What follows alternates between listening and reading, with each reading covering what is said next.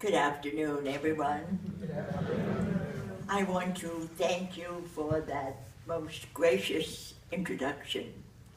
It reminds me of an introduction I received many years ago that was very flattering.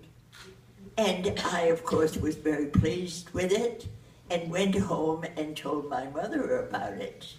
And she, in her wisdom, said to me, "Remember, darling, introductions like those are like perfume. You use it, you smell it, you savor it, you enjoy it. But," she said, "don't you ever, ever swallow it."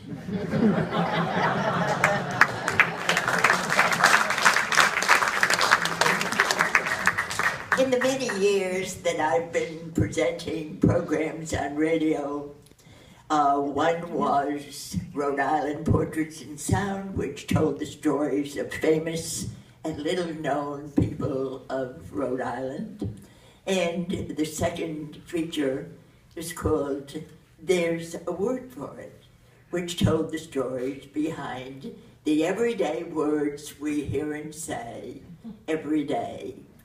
And right now, I would like to introduce you to a Rhode Island portrait in sound. She came from Newport, and she was known as one of the grandes dames of Newport and lived in a famous mansion by the sea that was called Marble House.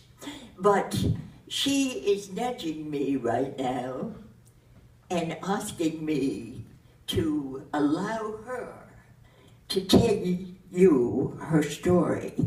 But before that, I should say that she came from the South. She was a Southerner, and when she came up north and married Vanderbilt, she kept that Southern accent. Well, I'm really glad to tell you my story. My name is Elva Vanderbilt, and I was one of those leaders of the social class in Newport. I lived in the most expensive cottage by the sea. It was called Marble House, and it cost $6 million to build. Oh yes, there was no question about it. I was a very rich lady. But that wasn't my mission in life. The real thing I was concerned with was the women's suffrage movement, and I wanted more than anything else for women to get the vote. Well, I went to Washington with Susan B. Anthony, and we picketed the White House until Woodrow Wilson came out and signed the document of the 20th definition, as you know, of the 20th movement for women.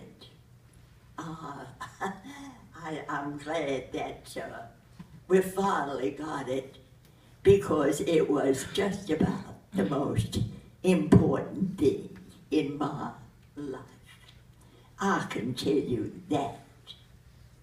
Well, after hundreds of Rhode Island portraits in sound, another feature joined us.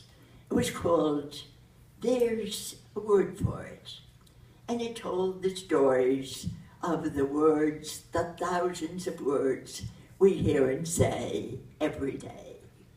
Words that come from the worlds of politics, of sports, finance, history. Now, was there a wall on Wall Street? Where did the word candidate come from?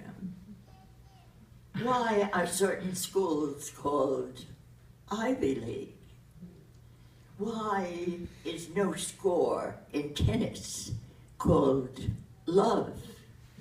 All these words and thousands more, and not only in Rhode Island were they heard, but in many states across the country. Marshall McLuhan said it first. The medium is the message. And this afternoon, we honor the medium of radio.